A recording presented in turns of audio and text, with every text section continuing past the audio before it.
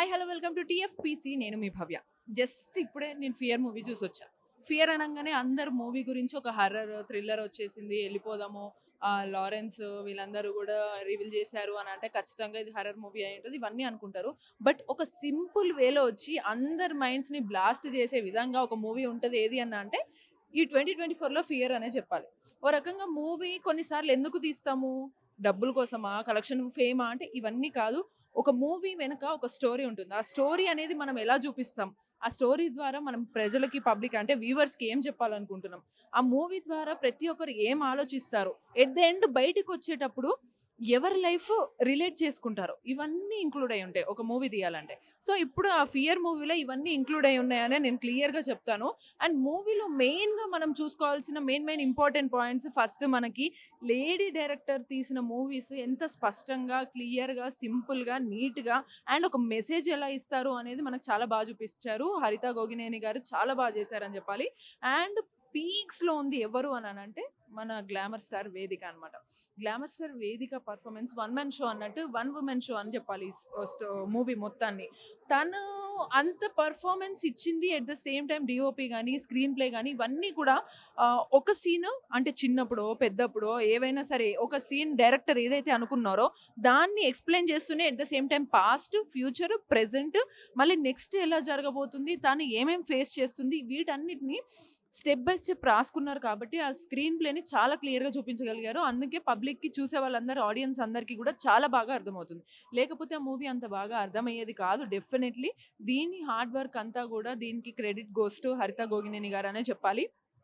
హరిత గోగినేని గారి తర్వాత ఎవరికి క్రెడిట్స్ అంటే మన హీరోయిన్ వేదిక అనమాట. ఇంకోటి స్క్రీన్ ప్లేలో ఒక సీన్ పడుకొని హీరోయిన్ లేచిందంటే వెంటనే ఇంకెక్కడ పాస్ట్‌కెళ్తుందో, ఫ్యూచర్‌కెళ్తుందో తెలీదు.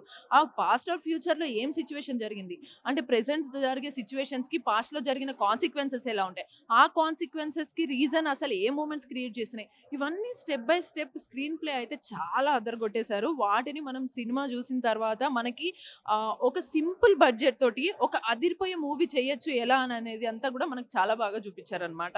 అండ్ 'ఫియర్' మూవీ ద్వారా మనము సోషల్ మెసేజ్ కూడా ఎంత బాగా తెలుసుకోవచ్చు అనంటే ఒక మూవీ సక్సెస్ అవ్వాలంటే బాగా హిట్ అయితేనో లేకపోతే బాగా కలెక్షన్స్ వస్తేనే సరిపోదు.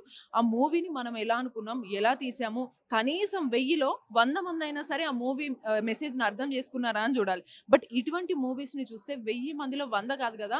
999 మెంబర్స్ అంటే 999 మందికి అర్థమవుతుంది. ఎవరన్నా ఒక్కరుండొచ్చు కావాలని నెగెటివిటీస్ తీసుకుంటారు.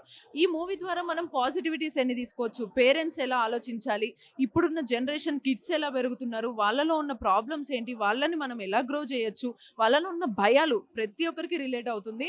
ఇప్పుడు నేను ఇంత కాన్ఫిడెంట్‌గా చెప్తున్నా బట్ నాలో కూడా ఒక భయం ఉండొచ్చు. నన్ను రికార్డ్ చేసే మా కెమెరామెన్ ఉండొచ్చు, తనలో ఒక భయం ఉండొచ్చు. నన్ను చూసేవాళ్ళు మీరు కూడా మీ ఆడియన్స్‌లో మీలో ఒక భయం ఉంటుంది. వీటన్నిటిని ఎవరు అడ్రెస్ చేయాలి ఫస్ట్‌గా అంటే ఫస్ట్ మన ఇంట్లో వాళ్ళు అడ్రెస్ చేయాలి. మన ఇంట్లో వాళ్ళు అడ్రెస్ చేస్తేనే మనం ఫ్యూచర్‌లో తీసుకునే డెసిషన్స్ కానీ, ప్రెజెంట్ మన లైఫ్‌లో వచ్చే కాన్సిక్వెన్సెస్‌ని మనం ఎలా ఫేస్ చేస్తాం అనేదంతా కూడా మనం క్లియర్‌గా నేర్చుకోవచ్చు. ఇవన్నీ నేను ఇంత క్లియర్‌గా ఎందుకు చెప్తున్నా అనంటే రియల్‌గా నేను 'ఫియర్' మూవీ చూసిన తర్వాత నాలో ఉన్న ఫియర్స్‌ని బయట పెట్టేసి, పక్కకు పెట్టేసి నేను చాలా కాన్ఫిడెంట్‌గా చెప్తున్నా. అలా మీరు కాన్ఫిడెన్స్ లైఫ్‌లో పెంచుకోవాలి అనన్నా, మూవీ పట్ల పేరెంట్స్‌కి కూడా ఒక మంచి మెసేజ్ రావాలన్నా ఖచ్చితంగా ఫ్యామిలీ అందరూ వచ్చి చూడాల్సిన మూవీ ఇదనమాట. కొన్ని సార్లు మనకు బ్లాక్ బస్టర్స్ లేదా ఐటెమ్ సాంగ్స్ ఇవే కాదు చాలా ఇంపార్టెంట్. మూవీ ఒక మెసేజ్ ఏమిస్తుంది అనేది కూడా చాలా ఇంపార్టెంట్ అనమాట. హరిత గోగినేని గారు చేసిన వర్క్ అయితే చాలా చాలా బావుందనే చెప్పాలి. అండ్ 'ఫియర్' చాలామంది టైటిల్ చూసేసి పిల్లలు రాకూడదేమో హర్రర్ అది ఇది అని భయపడతారు. అస్సలు ఏ భయం లేకుండా ఫ్యామిలీ మెంబర్స్ అందరూ కూడా హ్యాపీగా వచ్చి చూసేయొచ్చు. ఎట్ ద సేమ్ టైమ్ ఒక లేడీ డైరెక్టర్, ఒక వుమెన్ క్లియర్‌గా ఒక ఇష్యూని బేస్ చేసుకొని దాన్ని ప్రొజెక్ట్ చేస్తే ఎంత బావుంటుంది.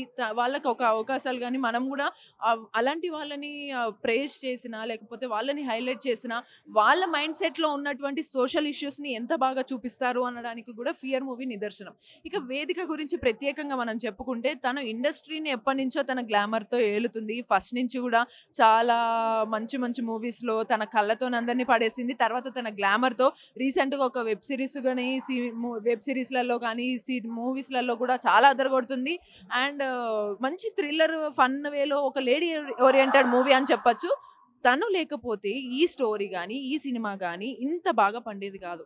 ప్రతి క్యారెక్టర్‌లో తనే ఇన్వాల్వ్ అయ్యి ఉంటుంది. నెగెటివ్ షేడ్ అయినా, పాజిటివ్ షేడ్ అయినా ఒక 2 షేడ్స్‌ని తన మైండ్‌లో పెట్టుకొని లేనిది ఊహించుకోవాలన్నా, ఉన్నది ఇంకా ఎగ్జాగరేట్ చేసి చెప్పాలన్న ప్రతి దాంట్లో గూడా వేదిక ఎక్స్‌ప్రెషన్స్ అనేవి హైలైట్ అని చెప్పాలి. సో, మొత్తంగా ఓవరాల్ ఈ మూవీ టెక్నీషియన్స్ కానీ, మొత్తం మూవీకి అందించిన బ్యాక్‌గ్రౌండ్ సీన్స్ కానీ, అండ్ సినిమా కెమెరా యాంగిల్స్ కానీ, ఆఫ్టర్ ఇంటర్వెల్ సినిమాని చూపించిన విధానం గానీ, ఇవన్నీ చాలా చాలా బావున్నాయి. ఫ్యామిలీ అందరైతే ఖచ్చితంగా ఫస్ట్ నుంచి ఎండ్ వరకు గూడా కనెక్ట్ అవుతారు. ఎందుకు ఇలా అవుతుందనేది ప్రతి ఒక్కరి ఇంట్లల్లో గూడా ఈ మూవీ చూసిన తర్వాత మీ పిల్లలు ఖచ్చితంగా వచ్చి నాకిలా అవుతుందమ్మా అని చెప్పేసి ఖచ్చితంగా చెప్తారు. అలా అనిపిస్తుందనమాట ఈ మూవీ. ఫైనల్‌గా ఈ మూవీ అప్డేట్స్ ఇవి అనమాట. ఇది ఇవాల్టి టీఎఫ్‌పీసీ మూవీ రివ్యూ అప్డేట్స్ అనమాట. ఇట్లాంటి అప్డేట్స్ అండ్ టాపిక్స్ అప్డేట్స్ కోసమైతే keep watching TFPC. Until then నేను మీ భవ్య సైనింగ్ ఆఫ్.